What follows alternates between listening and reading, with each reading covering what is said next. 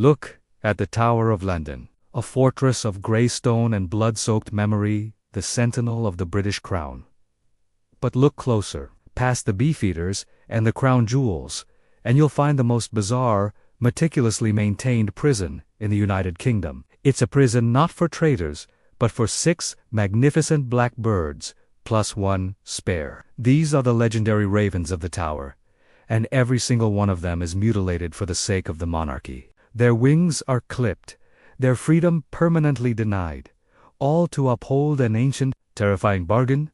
Should the ravens ever leave the tower, the kingdom will fall, and a terrible calamity will descend upon Britain. It's a chilling, absurd reality. The British government, in the 21st century, spends thousands of pounds every year on a dedicated Ravenmaster, specialized food and veterinary care, to ensure these birds remain incarcerated. Why?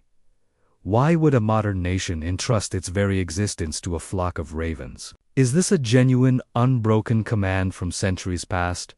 Or is the raven prophecy the greatest piece of state-sanctioned fiction in British history? To grasp this tradition, we must first accept the price, the lifelong imprisonment of these fiercely intelligent creatures. The Ravenmaster, whose duty is supposedly to protect them, is, in reality, their permanent jailer. He's a warden of destiny, holding release papers he must never sign. The question is not if the ravens will fly, it's that they cannot. And history suggests the prophecy they uphold is an engineered reality, a lie born from historical necessity. For centuries, the Tower of London wasn't just a fortress. It was a bustling medieval community with barracks, offices, and even a royal menagerie, a zoo. This massive complex generated tons of waste, and where there's waste, there are ravens, with their unparalleled intelligence, were just a natural part of the local environment.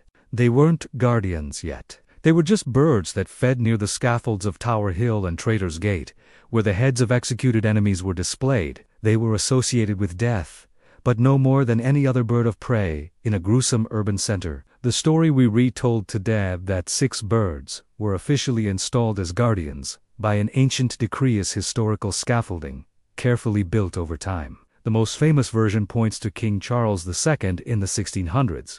The tale goes that the king, annoyed by the ravens near his new royal observatory, ordered their extermination. He was stopped by his astronomer, John Flamsteed, who warned that if the ravens were eliminated, the crown would crumble. Charles, a man of science but also a believer in bad luck, supposedly issued a compromise.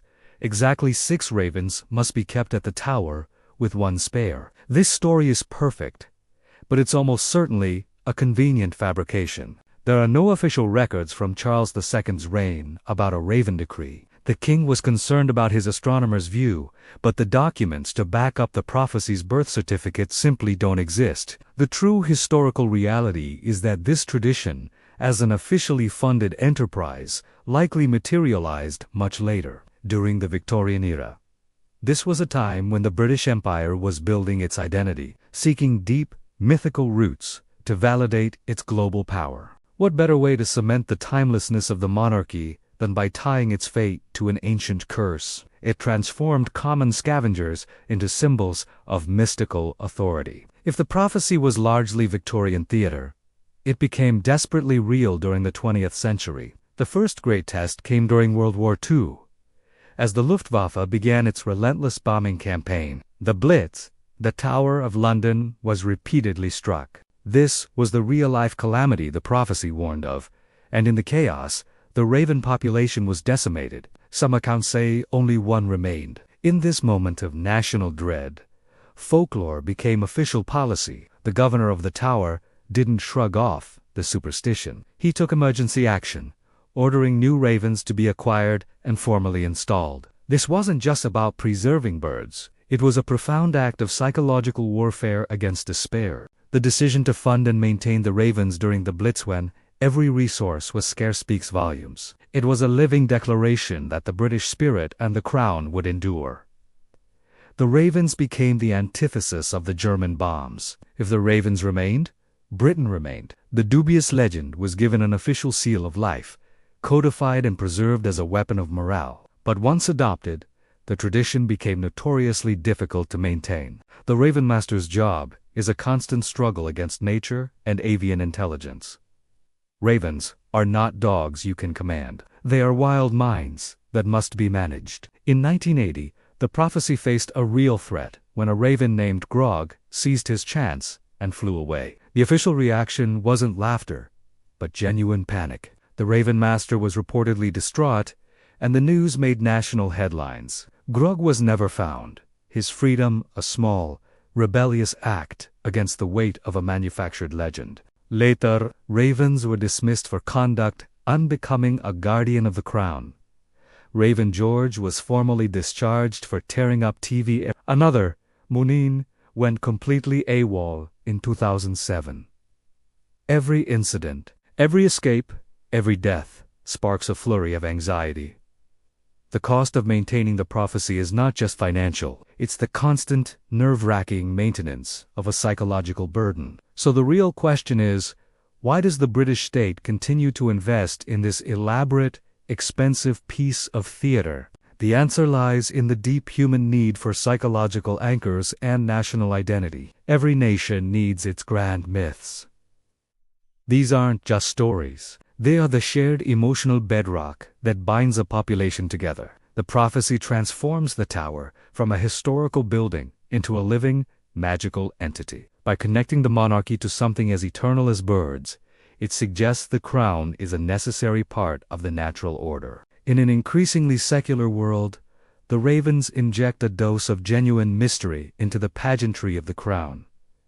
They are a unique selling point, one of the most effective pieces of branding in British history, drawing tourism and funding preservation. The power of the Raven prophecy doesn't lie in its antiquity, but in its necessity. The prophecy is not a curse that happened to the monarchy. It is a cultural invention the monarchy needed to survive its darkest hours. The scavengers of the past became Victorian guardians, and the desperation of World War II solidified them as instruments of state morale. The official tradition is barely 80 years old, a recent creation used to bind a modern nation to its ancient past. The true, shocking revelation is this: the monarchy is not protected by the ravens. The ravens are protected by the monarchy.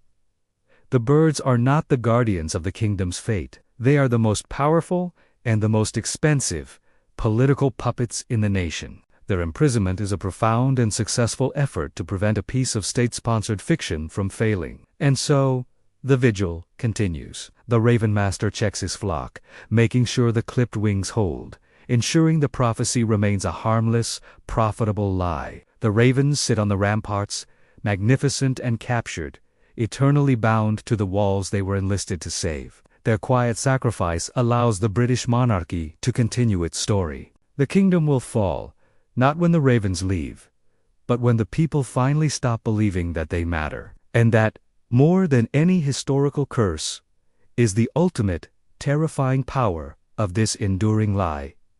Thanks for watching. If you found this story as fascinating as I did, make sure to like, subscribe, and hit that bell icon so you don't miss our next dive into history's hidden secrets.